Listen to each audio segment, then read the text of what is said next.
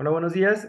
Pues vamos a continuar con la clase que dejamos pendiente la semana pasada. Vamos a continuar viendo las lesiones, específicamente las características asociadas a la lesión, pues, y lo podemos definir o lo podemos describir con una mnemotecnia parecida a la pasada, que es FOMEP. Esta la vamos a nombrar PECASEC, y que vamos a analizar la piel, si hay edema. Hay que analizar los conductos, la arquitectura, la circulación, la elasticidad y las calcificaciones. Para empezar, pues vamos a analizar, ¿qué vamos a analizar de la piel?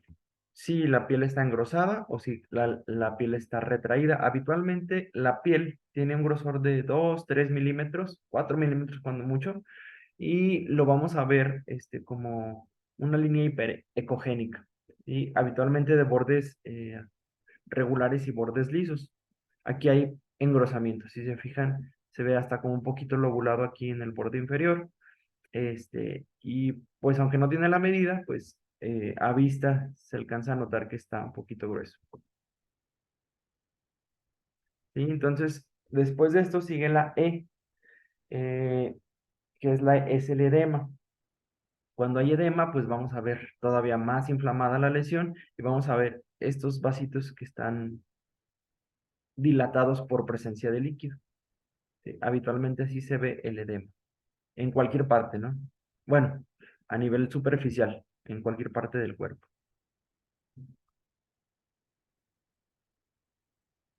Después, en PKSEC sigue la C de conductos. Vamos a ver los conductos dilatados aquí en esta zona. Habitualmente los conductos deben de medir 1 o 2 milímetros. Después de eso podríamos decir que está dilatado. Podemos ver lesiones. Aquí en este caso, el conducto, oye, se me trabó. ¿Cómo le escucho nada? Perdóname. Digo que he tenido problemas técnicos.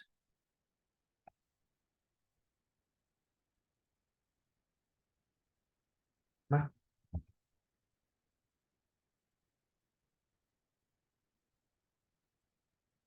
Pueden ver la pantalla, pueden ver lo que estoy haciendo. Sí, sí se ve, Doc, Sí. que le está pasando a las imágenes. Ay, qué caray. Algo se movió y ya no le puedo mover al zoom.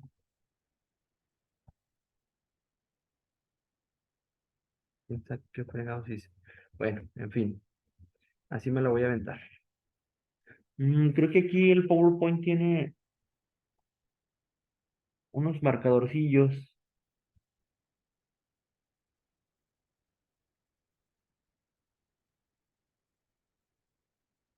Tengo láser. Ya ando pidiéndole a Zoom.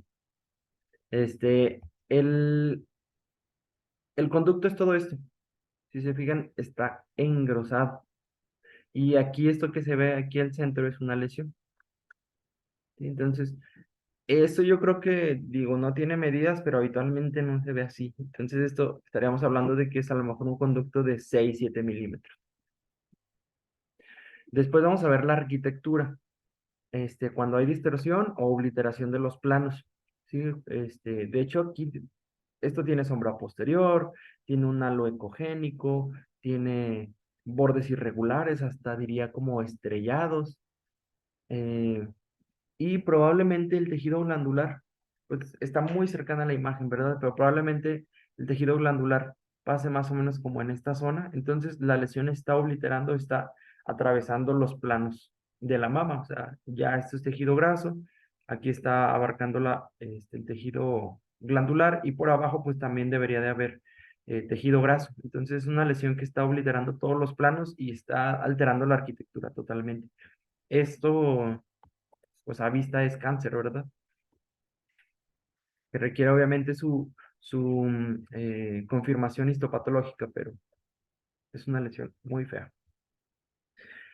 Después, en PKSEC, ya analizamos piel, edema, conductos, arquitectura, y nos vamos a ir a circulación. En circulación es necesario tener Doppler color, y los dos ultrasonidos de las dos unidades tienen tienen color Doppler, entonces no deberíamos de batallar por eso. El primer patrón pues es ausente, el segundo es central y el tercero es al borde. Mm, Aquí, bueno, hay que entenderlo por lógica. Habitualmente una lesión que es maligna es una lesión que tiene crecimiento rápido y que al tener crecimiento rápido va a necesitar nutrición. Entonces, una lesión que se nutre solamente al borde, pues es una lesión que quizá no requiere tanto. A diferencia de una lesión que tiene circulación central, pues esto nos habla de que es una lesión que requiere andar así a full, creciendo, dame sangre, dame sangre. Entonces, de esa manera, pues podemos entender que que una circulación central, pues nos podría hablar más de una lesión maligna. Aquí dice el texto. Doppler de energía es el más sensible al flujo lento y a los vasos pequeños. Sin embargo, no es de utilidad para demostrar la dirección del flujo, a diferencia del Doppler color. El Doppler pulsado puede ser de utilidad para medir el índice de resistencia. El Doppler de poder, Doppler power, es el que se ve de color rojo nada más. El Doppler color es el que se ve azul y rojo. El Doppler pulsado es en el que vemos ya el espectro. ¿Sí? Puede ser de utilidad al medir el índice de resistencia, que con frecuencia está aumentado en las lesiones malignas. ¿Sí? Un índice de resistencia superior a 0.7 aumenta la especificidad para malignidad. Quedamos que la especificidad encuentra a los, bueno, aquí está mal escrito, ¿no? Si no mal recuerdo, la especificidad encuentra a los sanos y la sensibilidad a los enfermos, ¿verdad? Pero ahorita ahí checamos eso. Teniendo en cuenta que los vasos neoangiogénicos tumorales son de pequeño tamaño, tortuosos y no cursan paralelos a la piel, parece más adecuado utilizar el Doppler de energía que los otros.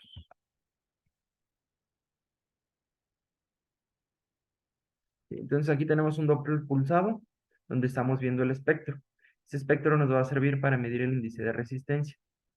Tenemos un Doppler color donde se ve el flujo hacia dónde va, si se acerca al transductor o si se aleja al transductor. Cuando se acerca, bueno, lo pueden configurar, pero habitualmente cuando se acerca es color rojo y cuando se aleja es color azul.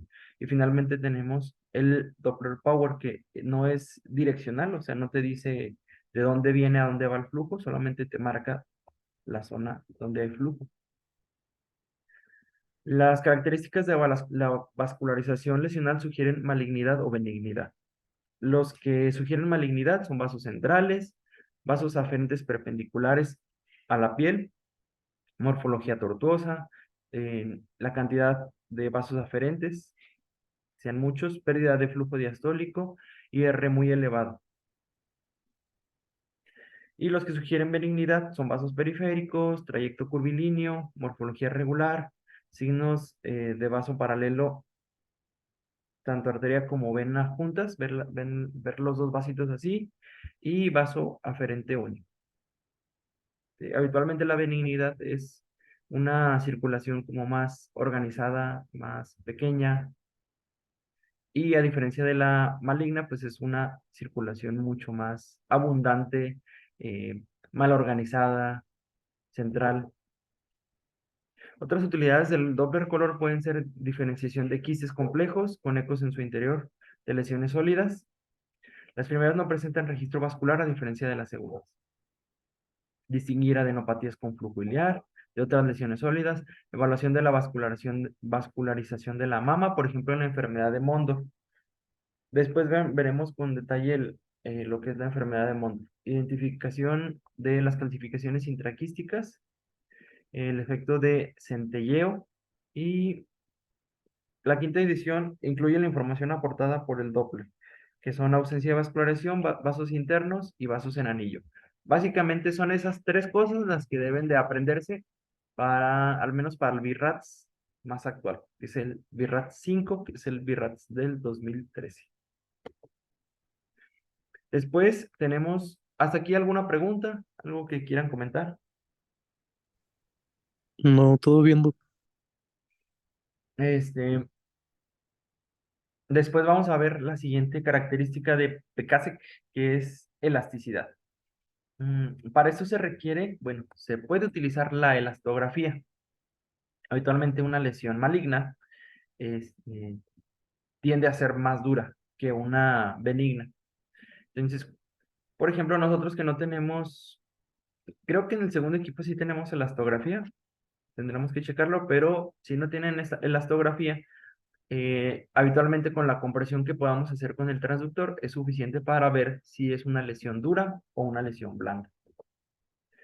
La elastografía es una tecnología desarrollada por el doctor Ueno y se va a pintar la lesión dependiendo de la escala que estemos utilizando, pero por ejemplo, si estamos utilizando esa escala del doctor Ueno, lo blando se va a pintar de color azul, que es bueno o benigno, y lo duro se va a pintar de color rojo, que pudiera indicarnos malignidad.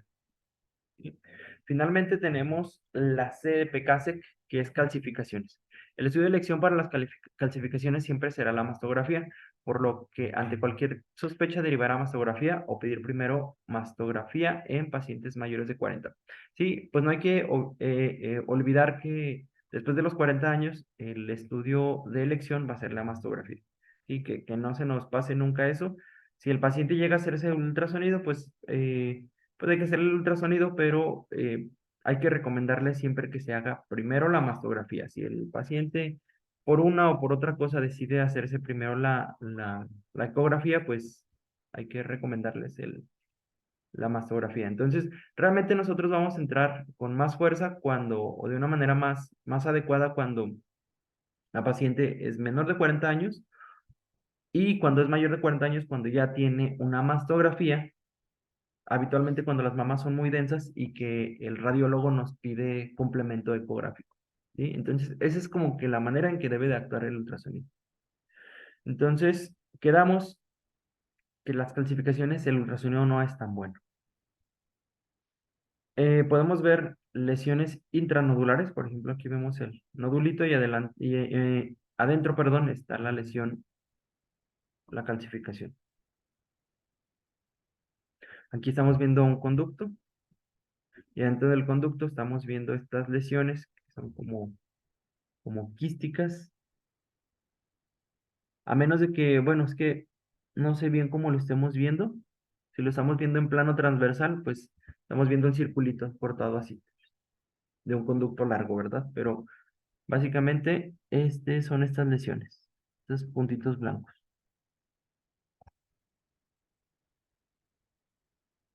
Referente a los ganglios, ya lo vimos un poquito en la clase pasada.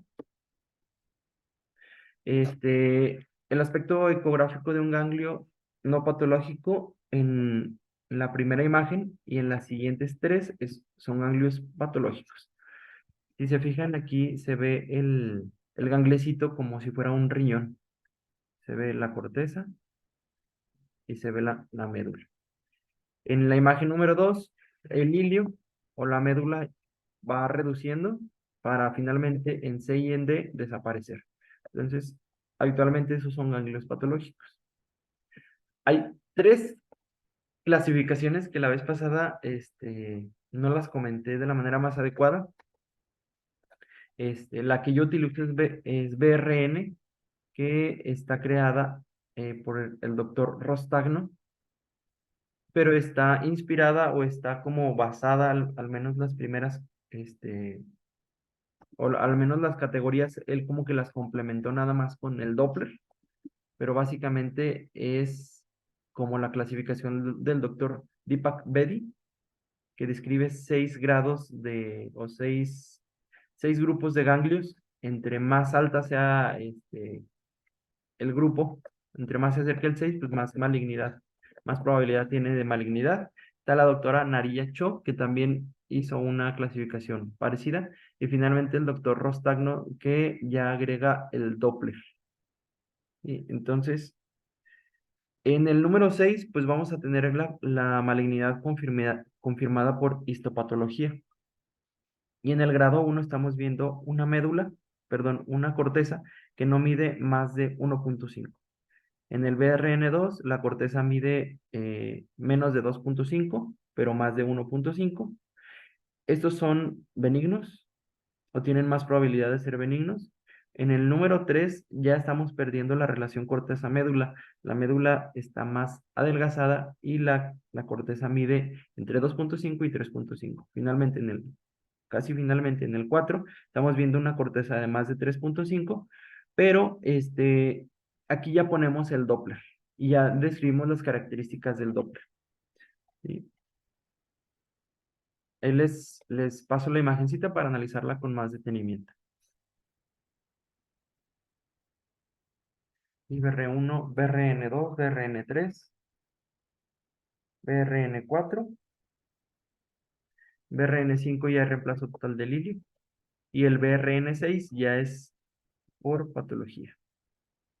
¿Hasta aquí alguna pregunta?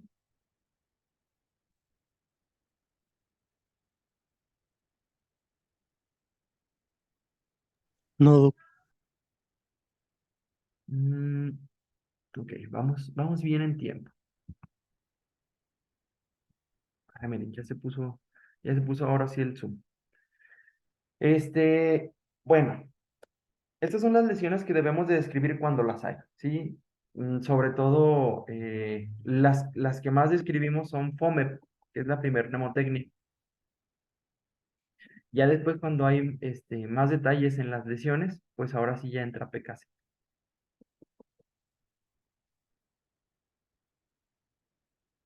Entonces, ya pasamos ahora sí como tal al BIRATS. Esa fue la clasificación de los nódulos, la caracterización.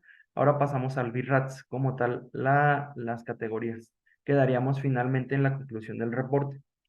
La clasificación BIRATS está compuesta por 6 grados, 7 grados, donde 0 significa que el estudio es incompleto. 1 es un estudio negativo, es decir, que no se encontró ninguna lesión. En el BIRAT 0 se necesita repetir el estudio, o más bien se necesita complementar con otro tipo de estudio. Por ejemplo, en una mastografía donde los hallazgos no son concluyentes, le ponen BIRAT 0 y complementar con ecografía o con resonancia, según corresponde. El BIRATS 1 ya quedamos que es estudio negativo, donde no se encontraron lesiones. El BIRATS 2 es donde se encontraron lesiones, pero las lesiones son benignas, como por ejemplo, ¿qué lesión les dije ahorita que es benigna?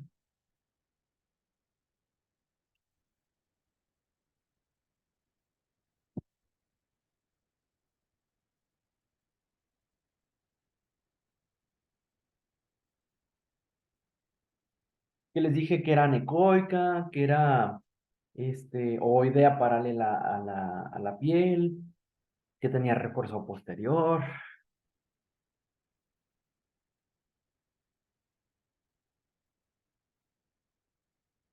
¿Qué lesiones?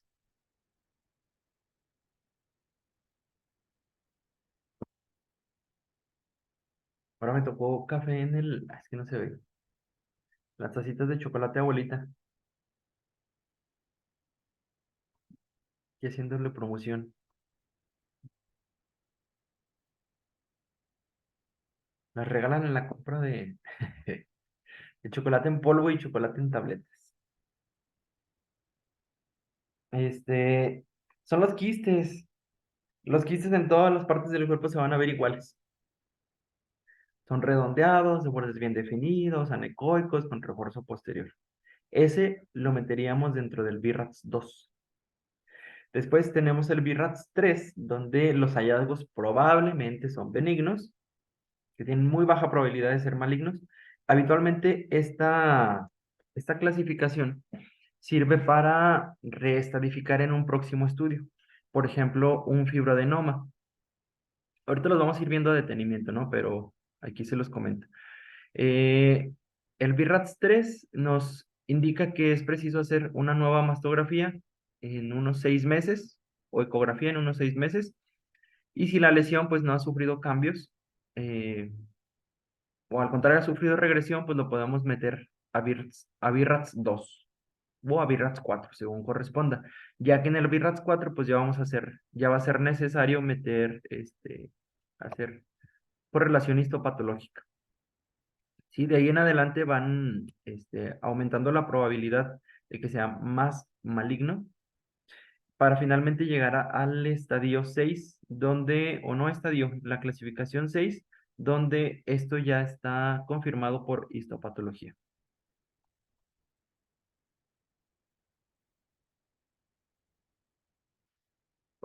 Ya casi nos estamos quedando sin tiempo. Vamos a tratar de ver cuánto nos falta. Y también nos falta muchillo.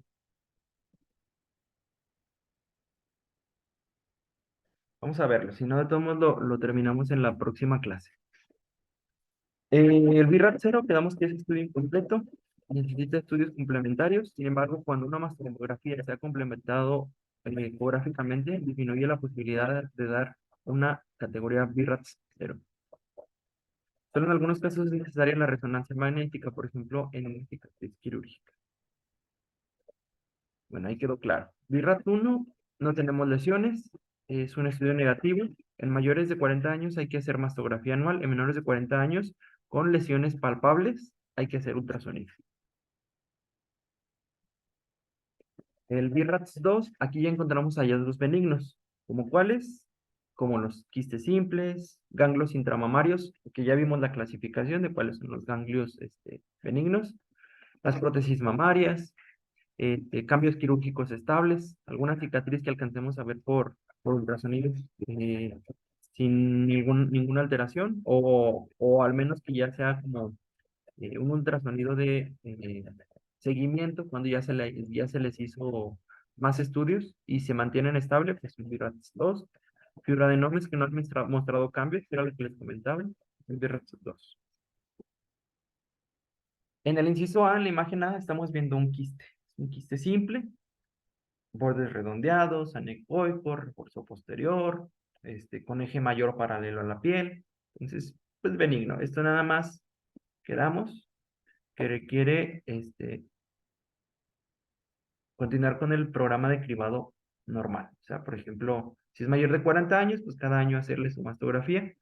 Si no me equivoco, en la GPS dice que después de 3 mastografías negativas se puede hacer cada 2 años. Ahí igual desmiéntanme si lo estoy diciendo mal. Pero bueno, a lo que va es que se continúa con el programa de cribado normal sin ningún problema. En el B estamos viendo un ganglio intramamario que no tiene ahí las medidas, pero podría ser un BRN1 o un BRN2.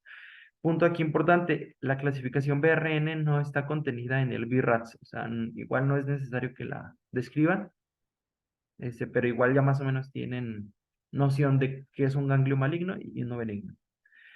En el C tenemos un fibroadenoma. ¿Pueden ayudarme a describir el fibroadenoma con la mnemotecnia FOMEP? No le hace que se equivoquen, ¿eh? O sea, chistes que lo practiquen.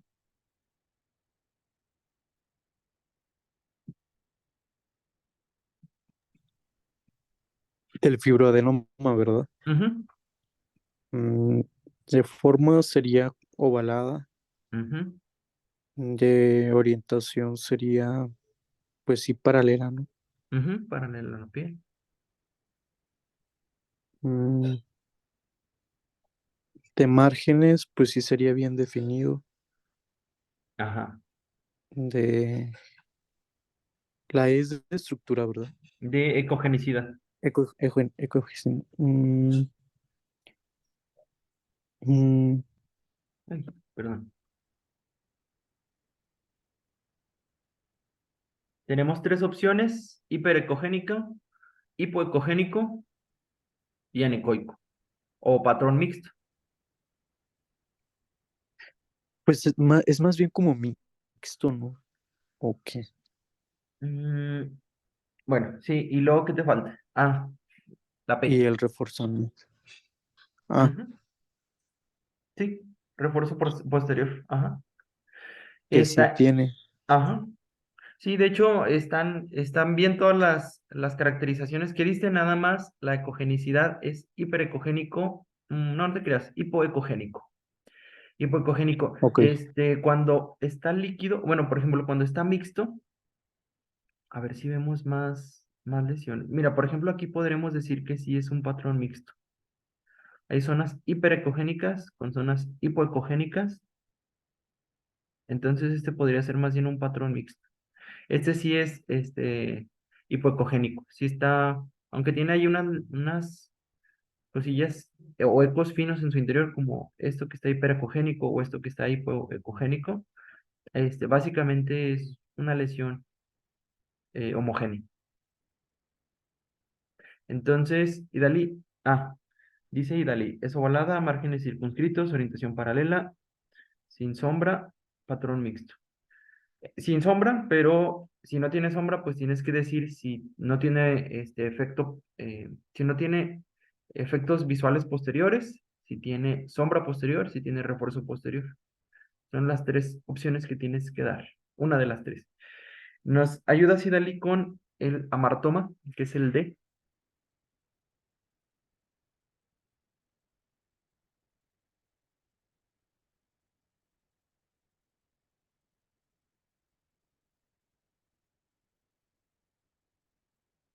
Está más dificilillo, pero sí se arma.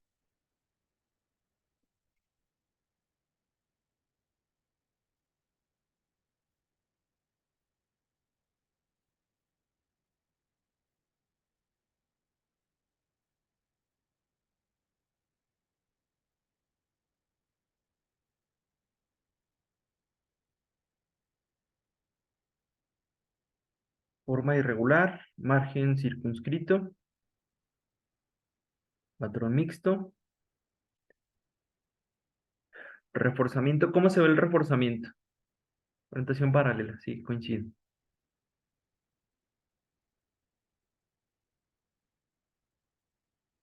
Ujú. Sí, dice, el margen me queda duda por lo que no se ve. ¿Y qué es lo que está tapando lo que no se ve?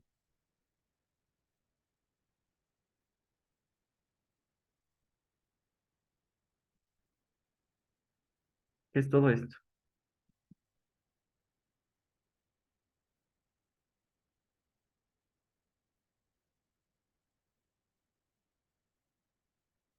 Es la sombra posterior, ¿sí? Así se ve una sombra. Ajá. La lesión está provocando sombra. Ajá. A diferencia, por ejemplo, del fibroadenoma que está mostrando refuerzo. El refuerzo se ve blanco así y la sombra se ve así, de color negro. Entonces está excelente. Sí, nada más es eso, el efecto de imagen posterior, ese es el que te falló, pero está muy bien. Muy bien, vamos a pasar a BIRATS 3. Shin, tengo, tengo 5 segundos. Bueno, voy a dejar aquí y ahorita vuelvo a conectarme, ¿sale? Para no dejar inconcluso.